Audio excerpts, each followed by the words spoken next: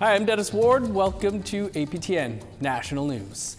The dispute continues regarding a recent audit involving the FSIN, or Federation of Sovereign Indigenous Nations. Indigenous Services Canada and the KPMG accounting firm released their forensic audit of the FSIN almost 2 weeks ago. It found $34.3 million in ineligible, questionable, or unsupported funding. The FSIN says they provided over 51,000 documents in response to 717 questions and have now released 11 facts addressing the findings. Last week, ISK first said the FSIN never requested a full copy of the audit, and then later clarified they had. However, ISK says its policy is not to share full audits with funding recipients to protect sensitive information. Adding the FSIN will receive a line-by-line summary of the findings. FSIN has since posted 11 numbered facts about the audit to their social media. They defend everything from high vehicle mileage to COVID-19 expenses being fully accounted for, and allege opposition forces tried to sway the 2024 FSIN election in favor of, quote, Ottawa-aligned candidates. Saskatchewan Premier Scott Moe was asked about the audit recently and praised 4th Vice Chief Craig McCallum's letter on accountability to Saskatchewan First Nations chiefs. I did appreciate Chief McCallum's comments to ensure everyone is moving forward in an honest and humble way, and I think that is in there are some words for all of us. Still in Saskatchewan, where Megan Gallagher went missing in September 2020, her remains were found 2 years later near St. Louis. Now the last of 9 people charged in connection to her death is standing trial. Roderick William Sutherland is facing charges of manslaughter and indignity to human remains before a judge and jury. Sutherland is the first to face a judge and jury. The other 8 pleaded guilty to lesser charges or had them stayed. A publication ban has been put in place and prevents details of Sutherland's case being shared with the public until it concludes. The trial is expected to last 3 weeks at Saskatchewan's Court of King's Bench. Nearly 750,000 students throughout Alberta stayed home on Monday after the Alberta Teachers Association went on strike. Rallies were held Sunday in Calgary and Edmonton in support of the teachers. An estimated 18,000 teachers, parents, and supporters were at the Alberta Legislature. The 51,000 teachers from the public, Catholic, and Francophone schools are asking for pay increases, hiring of 5,000 new teachers, and the reduction of class sizes. They have been working without a contract since August of 2024. A new addictions treatment clinic is opening up in Winnipeg with a focus on helping First Nations in Manitoba's Island Lake region.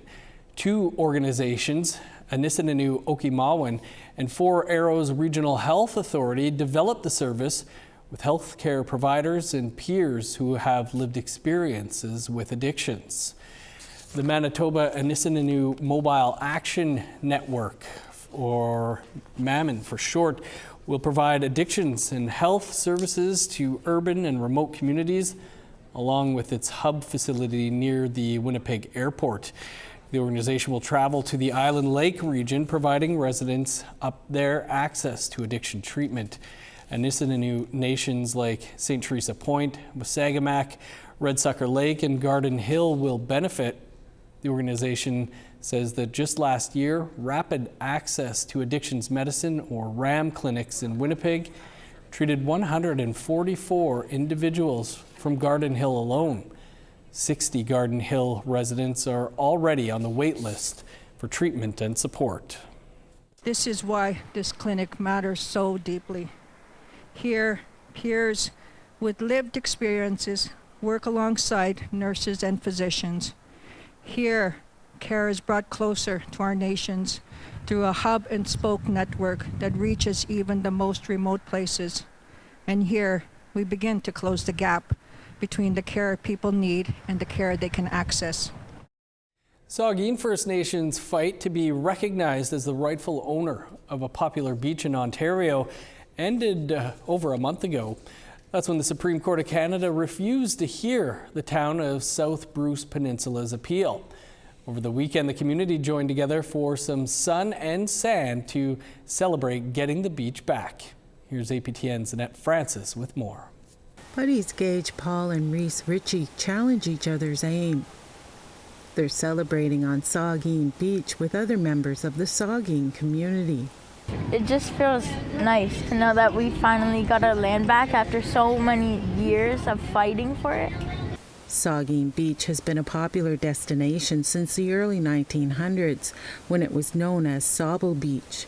The property runs on the northern edge of the First Nation. It's just over 2 kilometers of prime beachfront that was not included as part of the reserve due to a surveying error in 1854. Councillor Sonia Root says it's been a fight for generations. When I was a kid, I remember my dad was on band council at that time, and he showed me where the boundary was, and he told me one day we're going to get that back. That's our beach. And he told me that, and he's been gone for a while, but today his grandchildren and great-grandchildren are here for the victory, so it feels amazing. Councillor Randall Coggy says today's private victory celebration is huge for the community. It's a validation of their history. This victory is in honor of our ancestors. This wasn't just a one-generation fight. We've been fighting this since before the ink dried on the treaty, right? So it's been a 170-year fight to get to this point. And I think this victory is something that belongs to all our people, especially our ancestors. But more importantly, I am encouraged when I see our children here today. According to Coggy, relations with the town of South Bruce Peninsula will take some time to repair, but with a willingness to work together, it can happen. Right now, the community needs to work on the second phase of the case, how to get compensation for being dispossessed of the land for all those years. My hope is that we don't have to litigate that, but in fact we can resolve that through negotiations.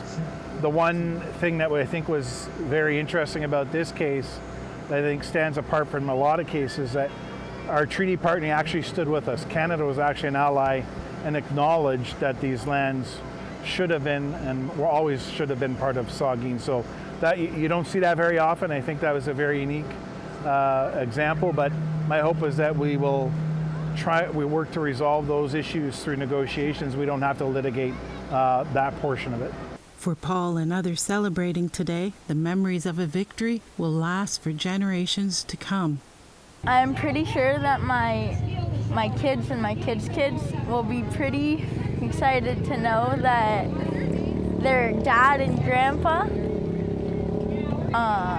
grandma and mom helped change the sign. Annette Francis, APTN National News, Saugeen First Nation. Beach days feel like a distant memory right now. Well, we're always looking for your feedback or story ideas. Here's how you can continue the conversation. If you have a story you'd like to share, you can send us an email to news@aptn.ca. You can read and watch our stories by visiting our website, aptnnews.ca. You can also find us online on your favorite social media sites, including TikTok, YouTube, LinkedIn, and X. Follow APTN News to join the conversation and see our latest stories. Time for a quick break. When we come back, we'll tell you about a new competition for Indigenous entrepreneurs. Stick around.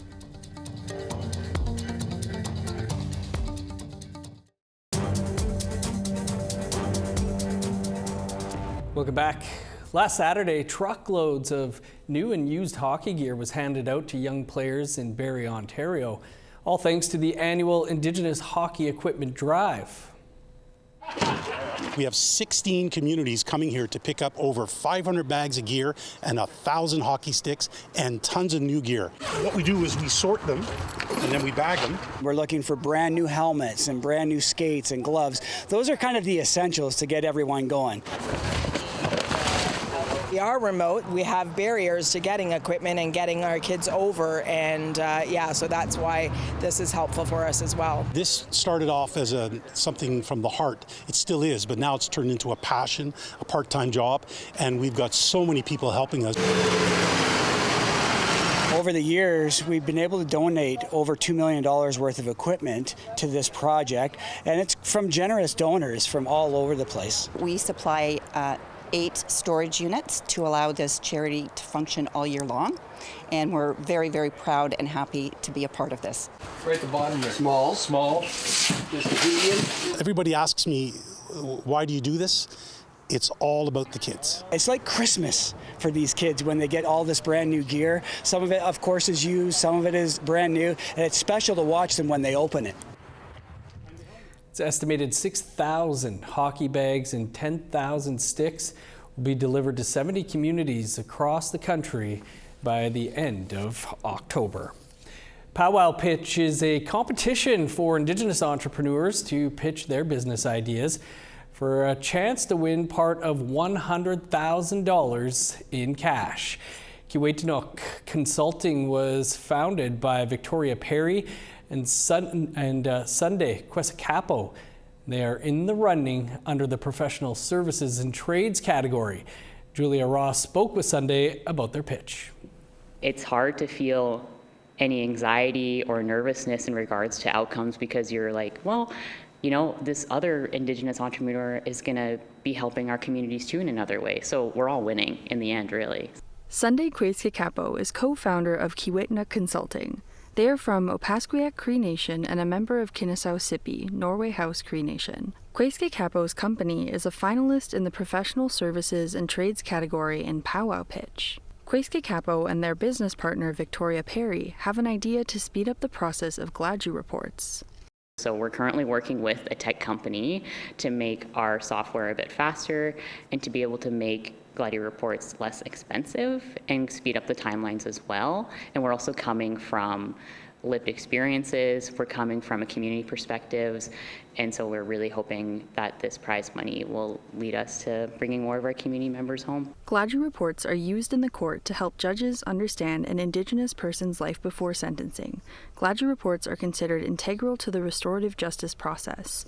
We connect with community members and their family and friends, and we help tell their story towards the court and be able to give them a voice in a very difficult, sometimes system.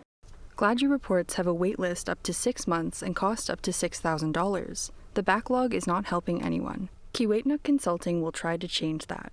Kiwetanuk actually means north wind in the Swampy Cree language. And so we really want to honor our name and continue working with often underserved communities, including the North and the Arctic.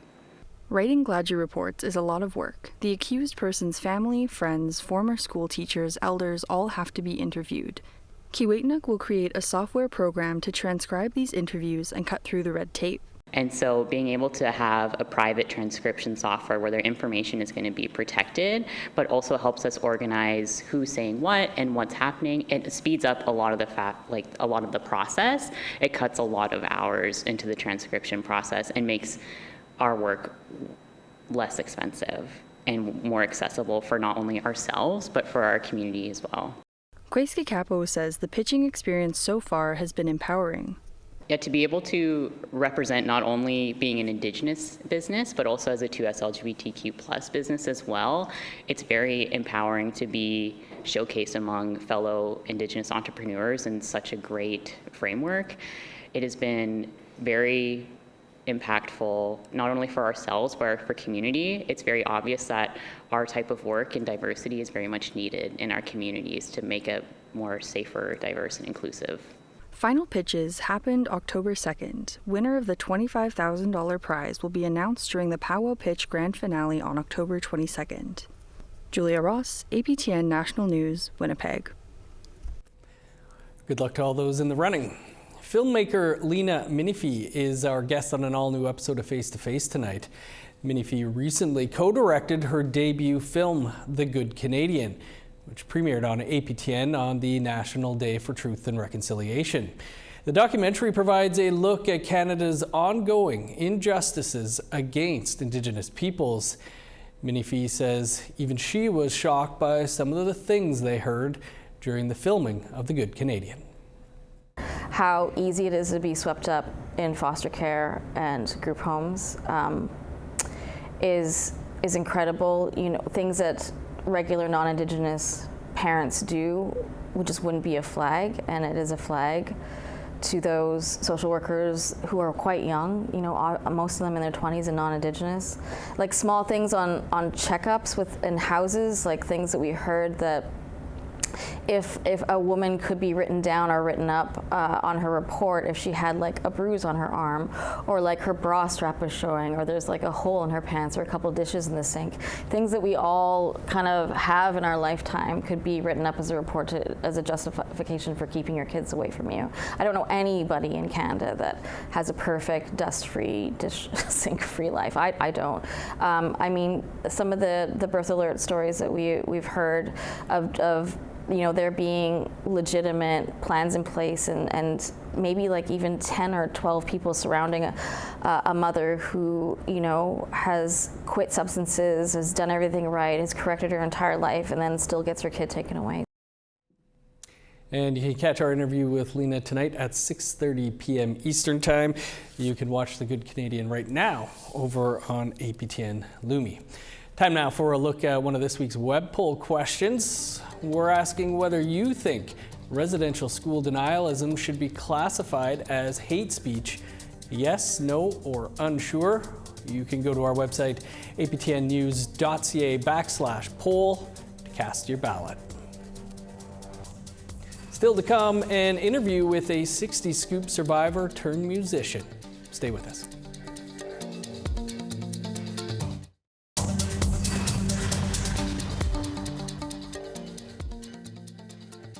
Welcome back. Here's a look at your current conditions. Sunny and 23 in Fredericton, 19 under the sun in Halifax, 8 for Kuujjuaq and Nain, showers and 19 in Montreal, sunny and 10 in Val-d'Or, 14 at this hour in Sault Ste. Marie, showers and 18 in Ottawa, 10 in Thunder Bay, 6 in Sioux Lookout. In northern Manitoba, 4 in God's Lake, 1 in Thompson. Just 5 in Winnipeg, 4 and sunny in Dauphin. Sunny and 7 in Regina and Estevan, 8 in Saskatoon. 6 in Meadow Lake, cloudy and 3 in La Ronge. In northern Alberta, showers and 4 in High Level, 8 with rain in Fort Chipewyan. 13 in Edmonton, 22 under sunny skies in Lethbridge. 11 in Vancouver, sunny, and 12 in Kamloops. 12 under sunny skies in Prince George, sun's out, and 7 in Smithers. 7 in Old Crow, 10 in Whitehorse. Cloudy and 6 in Yellowknife, 7 in Norman Wells. -5 in Sax Harbor, +2 in Paulatuck. 2 in Chesterfield, snow, and 3 in Baker Lake. -8 in Resolute, snow, and +1 in Joe Haven.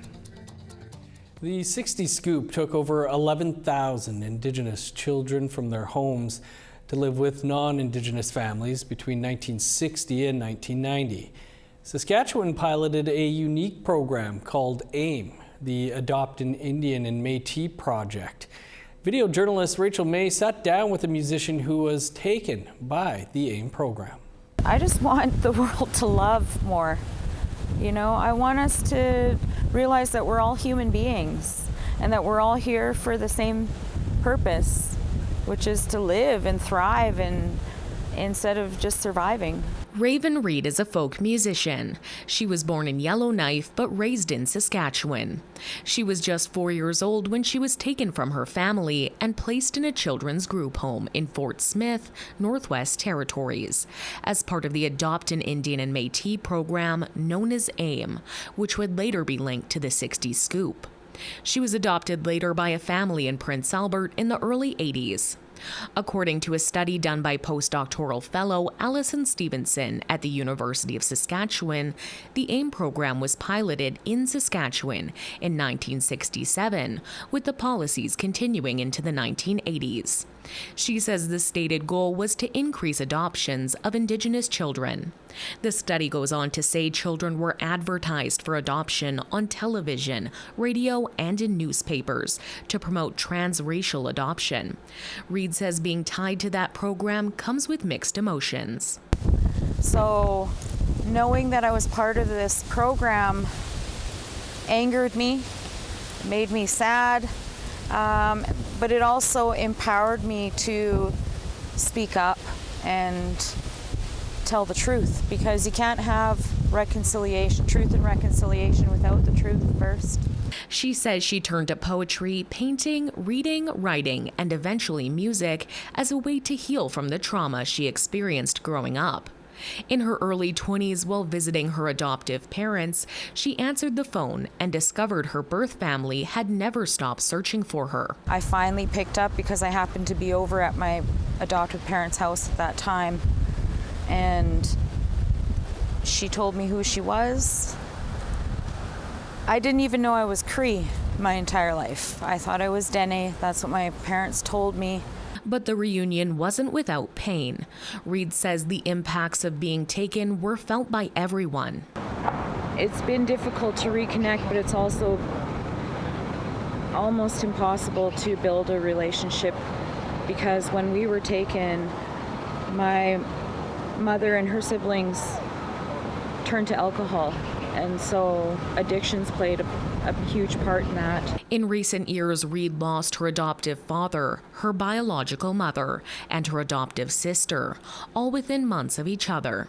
She says her story is filled with hardships, but also with strength and resilience. There's so many things that we still face today here in Canada on treaty lands that we need to stand up and say something and point it out and be brave enough to come together as a community, as a country, to face those truths, to listen to them, and to stand up and do something about.